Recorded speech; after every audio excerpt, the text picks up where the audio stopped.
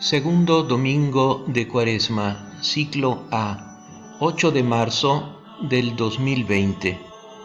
Mateo capítulo 17, versículos 1 al 9. En el primer punto meditamos: Jesús llevó a 3 de sus discípulos a un monte donde se transfiguró. Se aparecieron Moisés y Elías. Pedro le dice a Jesús: Señor, qué bien estamos aquí. Jesús tomó a Pedro, a Santiago y a su hermano Juan y los llevó aparte a un monte elevado. Allí se transfiguró en presencia de ellos.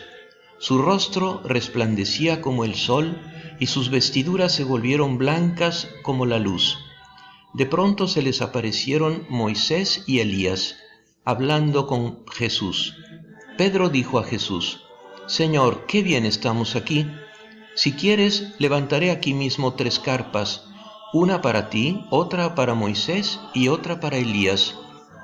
Jesús llevó a 3 de sus discípulos, los mismos que estarán con él en el huerto de los Olivos el Jueves Santo, a un monte elevado, que quiere decir en un espacio alejado del mundo, ahí donde Dios se revela.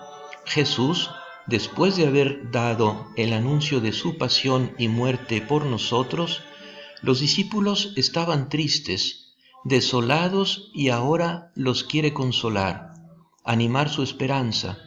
Jesús se transfigura. Este es un gran misterio.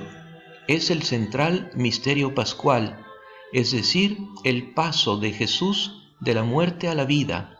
Es la transformación a la santidad en Cristo a la que está llamado todo cristiano. Jesús, que se manifiesta como verdadero hombre, ahora revela su divinidad. Su rostro resplandece como el sol, que es signo de perfección, y sus vestiduras, blancas como la luz, hablan de pureza, de santidad. Moisés representa la ley antigua y Elías a los profetas del Antiguo Testamento. Ellos han sido fundamentales en la preparación y espera del Mesías Salvador. Jesús está en continuidad en la revelación del misterio de Dios y del hombre, del que es la plenitud. Pedro ahora está muy consolado y quiere quedarse ahí, pues está ante una visión de la verdad del misterio de Dios y de su plan de salvación. Es una anticipación de lo que es el cielo, es el profundo gozo que Dios nos regala en la oración y en la contemplación. Gracias, Señor Jesús, por habernos revelado este gran misterio de tu divinidad, para animarnos a ver en el misterio de tu pasión y muerte y en nuestras cruces de cada día nuestro camino contigo hacia la Pascua eterna. Gracias por las consolaciones que nos regalas. Ayúdanos a no cerrarnos en el intimismo, a no buscarte solo para que nos des consuelos, sino para que podamos amarte y servirte también en nuestros hermanos, en el servicio humilde y generoso de cada día. En el segundo punto meditamos: una nube luminosa los cubrió con su sombra y se oyó una voz que decía: Este es mi Hijo muy querido, en quien tengo puesta mi predilección. Escúchenlo. Los discípulos estaban llenos de temor. Todavía estaba hablando cuando una nube luminosa los cubrió con su sombra y se oyó una voz que decía desde la nube: Este es mi Hijo muy querido, en quien tengo puesta mi predilección, escúchenlo. Al oír esto, los discípulos cayeron con el rostro en tierra, llenos de temor. La nube es signo de la gloria de Dios. En Cristo, Hijo de Dios, habita y resuena la palabra del Padre.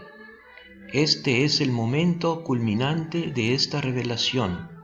El Padre confirma que Jesús es su Hijo muy querido, en quien se complace. Escúchenlo es el único mandato directo del Padre en toda la Biblia. Escuchar con el corazón es obedecer. En la escucha de la palabra de Dios, mediante Cristo, está nuestra salvación. Es necesaria la escucha continua de su voz que resuena no solo cuando es proclamada, sino también en nuestra conciencia, día y noche. No escuchamos muchas veces porque estamos pensando en otras cosas, estamos distraídos, atraídos por las criaturas. Tal vez nos da miedo oír a Dios que nos pide cambiar de vida y preferimos seguir el espíritu mundano, nuestros caprichos. El demonio trata de arrancar de nuestro corazón esa semilla de la palabra de vida que fue sembrada. Los discípulos cayeron llenos de temor, pues estaban presenciando la gran revelación del misterio de Dios con sus ojos terrenos. Espíritu Santo, abre nuestros oídos y nuestro corazón a la escucha asidua de la palabra de Dios, particularmente al Evangelio que nos llena de luz, de gozo, de fuerza para orientar nuestra vida según nuestra misión. Danos la gracia de dejarnos transformar íntimamente en Cristo, de evangelizar todos los ámbitos de nuestra vida, para que tu acción en nosotros pueda producir abundantes frutos en la construcción de tu reino para mayor gloria de Dios. En el tercer punto meditamos. Jesús les dijo que se levantaran, que no tuvieran miedo. Vieron solo a Jesús, que bajando les ordenó que no le dijeran a nadie de esta visión hasta que Él resucitara de entre los muertos. Jesús se acercó a ellos y tocándolos les dijo: levántense, no tengan miedo. Cuando alzaron los ojos no vieron a nadie más que a Jesús solo. Mientras bajaban del monte, Jesús les ordenó: no hablen a nadie de esta visión hasta que el Hijo del Hombre resucite de entre los muertos.